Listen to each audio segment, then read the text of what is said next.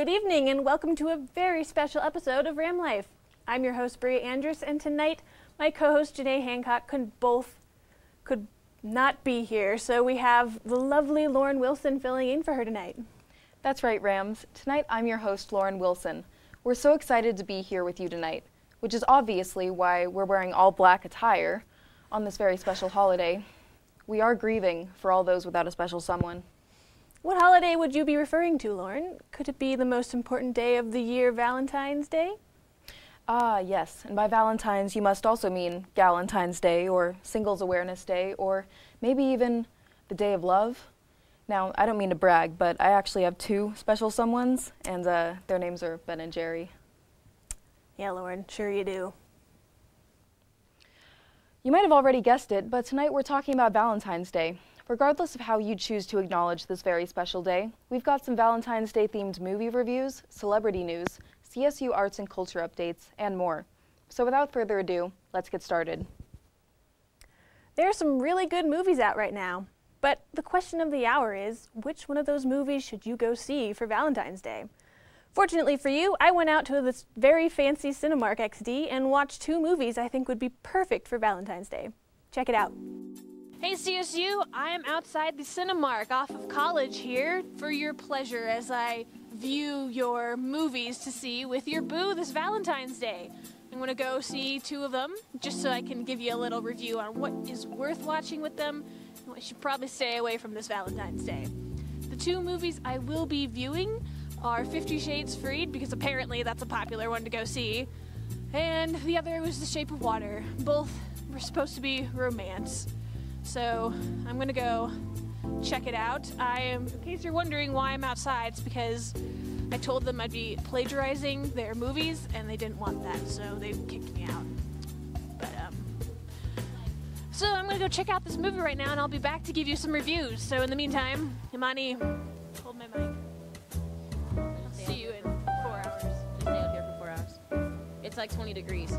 No, seriously though. No, it's cold. You want me to stay out here for 4 hours? Okay, sure. Oh. Okay. I'll just be here then. All right. Great.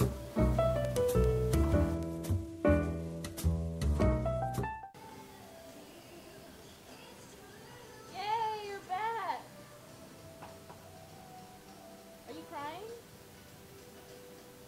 Is it good? Okay. Give me that. I have some things to say. I hope you had your nap you were hoping to have. Yeah. So, I'd like to first comment on the first one I saw, 50 Shades Freed. I am a little concerned for the female species. I'm not quite sure why this is well, first of all, let me explain. I am generally a completely non-biased viewer. I had really no opinion going into it, haven't read the books, didn't see the other two movies. So it's like, oh, it's supposed to be a cute little romance, you know. The first 5 minutes was already painful. It's one of those movies where, like, you go for the guilty pleasure of it, I guess, which is probably the appeal. But, line-wise, just overall quality of movie, I would not. Unless you do, like, you're a fan of it, then totally go for it. And if you want to see it with your boo, you know, because it's like a tradition, whatever. Personally, I would not recommend. But I would definitely see Shape of Water. It had me crying at the end. I was a little teary-eyed. It is a little creepy because I'm not going to tell you what happens, but I'd say it's worth it. Totally check it out with your boo. I would tell you more about it, but I'm afraid I'd probably be spoiling it for you. Sorry. But generally, it's better than 50 Shades. No offense, 50 Shades. Sorry. Enjoy, moviegoers. Don't let this bum you out. Get some popcorn, get warm, snuggle up. It's what Valentine's Day is for, unless you're by yourself. It's fine. Now, I know my opinions are a tad bit strong, but if you wish to find out if I'm telling the truth, it's not too late to go out and see those two films for yourself. Besides movies and other news of entertainment, we've got some classic Jenner updates for you. I know you must be absolutely shocked that I said Jenner instead of Kardashian, but it is true, people. For once, we have no Kardashian updates for you. Instead, we have exactly one Jenner update, and that is Kylie Jenner gave birth to baby girl Storm Webster on February 1st. As you can see, the baby has a super cute hand, and I'm sure Kylie will share some professional photos with her fans sometime in the distant future. But for now, we will all just have to wait. In other news, the buzz is still buzzing on the hit Super Bowl commercials this year. The commercials starred celebrities like Gordon Ramsay, Rebel Wilson, Anthony Hopkins, Cardi B, Morgan Freeman, Peter Dinklage, and David Harbour. The Alexa Lost Her Voice ad, Doritos and Mountain Dew lip sync battle ad, and the Tide Pod ad seemed to spark the most attention.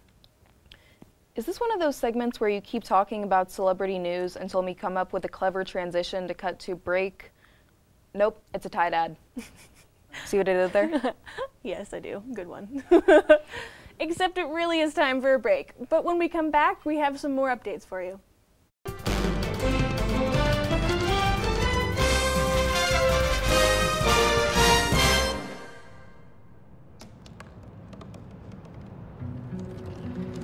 They said I couldn't dream. Called me a piece of trash and swore that's all I'd ever be.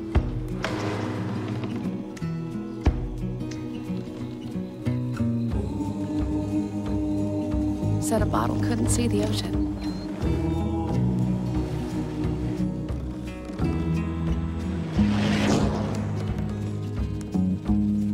Give up. Go back to the dumpster. But I didn't listen. I made my way.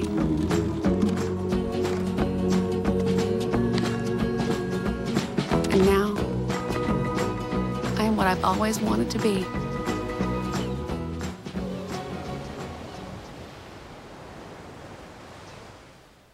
Welcome back, Rams. Now, I know we promised you a show tonight focused on Valentine's Day. That being said, have you ever thought about what Valentine's Day must be like for people who have to work during it? Specifically, reporter Janae Hancock was curious on what it is like for those in the restaurant industry. So she went out to some of our favorite spots in Old Town to ask employees what they expect this holiday. Check it out. This is Janae Hancock, and we are in Old Town. Today I will be giving you guys the inside scoop on the hottest places to go here in Old Town for Valentine's Day. This is Jay's Bistro. We've been in Old Town Fort Collins for 20 years.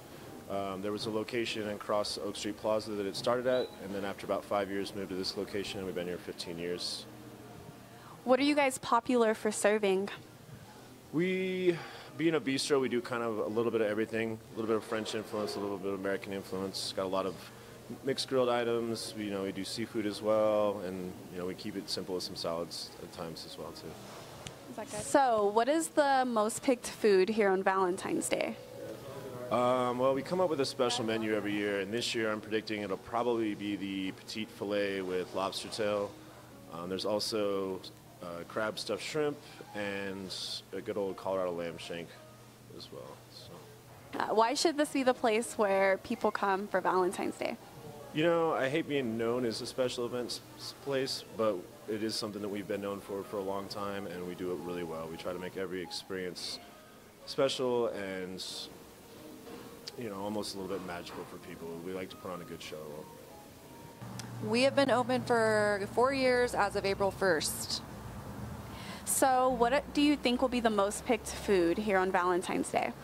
Definitely the amazing special we're running, which is either the lobster tail or a dry-aged bone-in pork chop. Why should people come here? Because we go above and beyond to meet our guests' expectations, and we strive to give wonderful service and wonderful food quality and great drinks and the ambiance and all those things. Wow. I would say I'm shocked, but honestly I'm not. What else would one expect to happen on Valentine's Day? You're right, Bria. However, I'm curious to know what other Rams that are not going to Old Town to eat will be doing to celebrate Valentine's Day. Funny you should wonder that, Lauren, because our producer Imani and I went out to CSU's campus and investigated what CSU students have planned for our favorite holiday, and this is what we found. Nothing. Are you doing nothing together? Yes, probably. I think we're going to play video games. and order up food, probably Chinese food. And I think that's it. Yeah, and be up until like 3 a.m. That's about it. Cool. Mario Kart, probably. I have to drive someone to the airport. I'm gonna get back from the airport. Probably nothing. I don't have a boyfriend or anything, and I've never really celebrated Valentine's Day. I've always thought it was more for my family and friends than anything else, so. Writing a paper. Nothing too fun. Nothing. What do you do for Valentine's Day? Yeah, I'm going to watch 50 Shades of Grey with my buddies. Your buddies? Yeah. Hopefully working and making money, I don't know. Yeah, I'm sitting alone at my house. Me too. I'm sitting. No, we're not. We're alone together. Alone together. Yeah. I am going to watch 50 Shades of Grey. Yeah. By myself. By yourself? Yeah. I'm dating myself this time. Me too. Study? Study? That's fine. Yeah. You have a test the next day? Yeah. I don't know what I'm doing for Valentine's Day. Maybe hanging out with my boyfriend. Maybe not. I don't even know. Nothing. Nothing. I'm not gonna cry. Yeah. I'm probably gonna watch a movie by myself. Yeah. I don't have any plans because I don't have no one. Cheap chocolate? Maybe, yeah. Just like cuddle with a friend. Yeah. Like a stuffed animal friend or like? No, maybe like one of my fraternity brothers or something. Oh, yeah. Same. Just be like, hey man, I'm feeling lonely. I want to be with someone. Yeah. We don't celebrate Valentine's. Is it kind of like once you know someone for so long, you don't have to go through all the trouble? After my second anniversary, I stopped celebrating Valentine's with my wife because we both realized that that we were basically being forced by the commercial system to act like we loved each other, when in fact, most of the time we already do. That's a great answer. Really? Yes. Okay. People won't hate me? No. Everyone loves you on this channel. Sorry, St. Valentine. Yeah. You know the actual real story about St. Valentine? No. It's tragic. Really? Yeah, I don't know it, but I know I know it's tragic, though. Yeah. Well, but congratulations to anybody who does celebrate Valentine's Day. I've been married for almost 26 years now, so I think it worked out all right. Yeah, we're still together, so I would say so. All right, thank you. Wow, that was great. My favorite were the people who said they were doing homework or studying. So pathetic, but so relatable. What a great way to spend Singles Awareness Day. I'd say. Lauren, do you have plans for tonight? Well, there's a pint of chocolate chip cookie dough ice cream that's calling my name. That sounds lovely. I unfortunately have a couple essays to write, so I fall into the homework category, unfortunately. I'm a slacker. For those of you who are looking for other things to do this month of love, we have some campus updates for you. That's right, we've got a couple of local focals for you all tonight. And even though it is the month of love, as Bria likes to put it, it is also Black History Month. In fact, considering it's Black History Month, the choice for the University Center of the Arts play is quite appropriate. The play, titled Appropriate, dives into the issues of race relations and suppressed emotions, and even has heavy themes of family dysfunction. Reporter Emma Iannacone has more. The cicadas do their best to drown out the ugliness of family dysfunction and racism, but in Brandon Jacob Jenkins' play Appropriate, those topics are too loud to go unnoticed. This is a really, really deep show. The play discusses topics of race, religion, and sexuality. The playwright's sort of taking a stab at all of those. However, serious topics don't deter these student actors from taking on difficult roles. And I tried to make it a point of like these things that need to change and things that are real in this country, and so I tried to look at it with that kind of mindset. Adult siblings Tony, Bo, and Frank reunite in the wake of their father's death, bringing to light forgotten family history. And trying to like figure out who their father was. And directed by Garrett Ayers, the performance continually catches the audience's attention. The play is so fast and quick, and everyone's moving around and yelling at each other. The play's undertones of dysfunction is seen in all aspects of the show, including the set pieces. This family is a mess, and the set kind of is a mess, so I like that aspect of it too. The cast and crew hope that the audience will be enlightened after seeing the show. These are real characters, and if you actually pay attention to what they're saying, like, it can really speak to you. With CTV, I'm Emma Iannacone.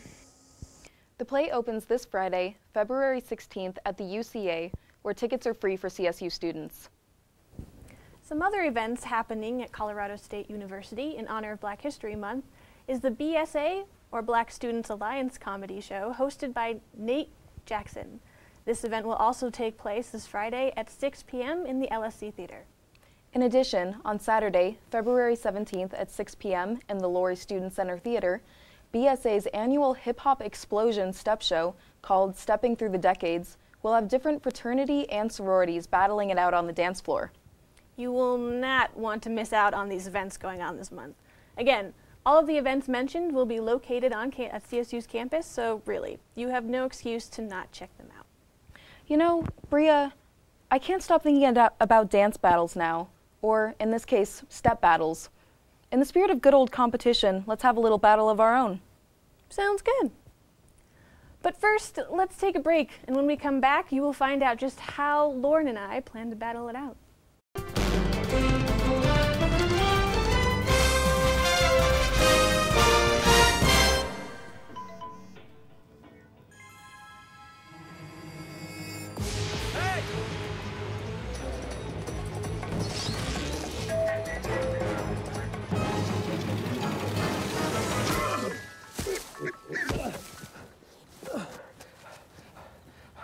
So, same time next week? Well, of course.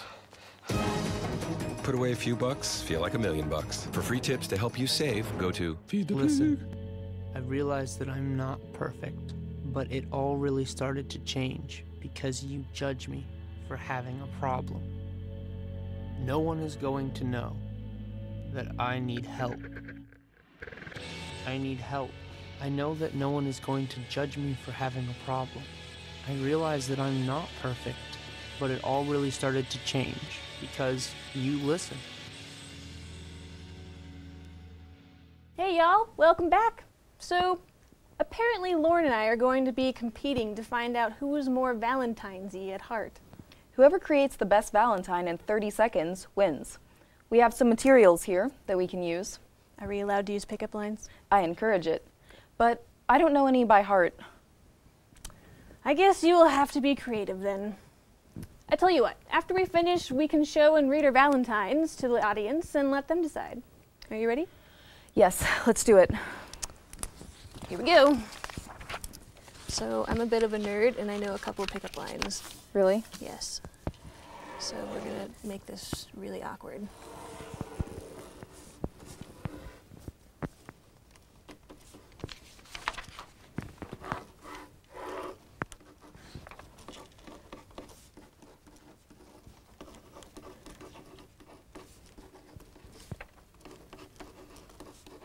Did you fold yours like it's an actual card? I tried. Good. It's not very straight.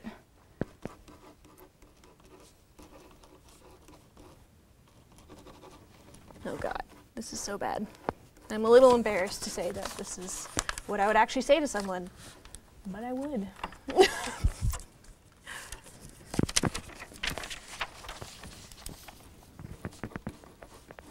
I don't have time to write out Valentine's, so. Should we? I think it's pretty obvious that this is a Valentine's Day card. I'm calling it V-Day, you know. I'm all about that slang. Okay. I gotta make this look pretty. Okay, I think we're out of time. Okay. All right, show yours first. Okay. Go for it. The cover says Happy V-Day, and then you open it, and it says, if you were a triangle, you'd be a cute one. I hate myself. Okay. Okay, so mine doesn't have a cover because I wasn't thinking about this. But mine says, were you forged by Sauron? Because baby, you're precious. Yeah, that's awkward. I'm never saying that to anyone ever, except I would, sadly. But I won't, I promise. Hey, I think saying that to someone would definitely get you a ring, so. Well, I mean, I already have several, but oh well, I don't really need a death ring. Anyway, well, that was fun, but we have more fun for you in store. That's right. Just like we promised during our last show, we have a never-before-seen trailer of the new movie 50 Shades of Fuchsia when we come back from a break.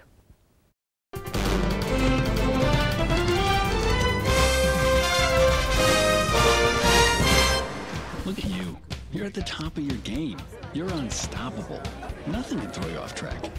Wait, is that your car? Uh-oh. Yeah, I saw that coming. That will throw you off track.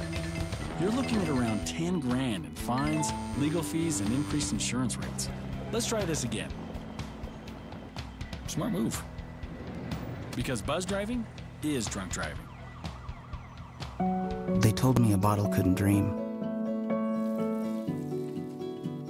That I would never become a superhero.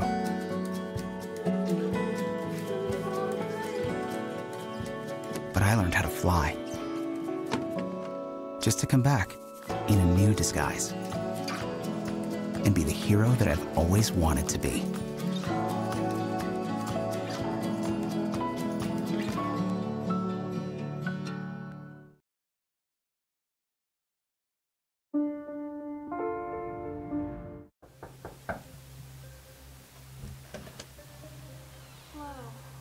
I'm here to see Tristan. Hey?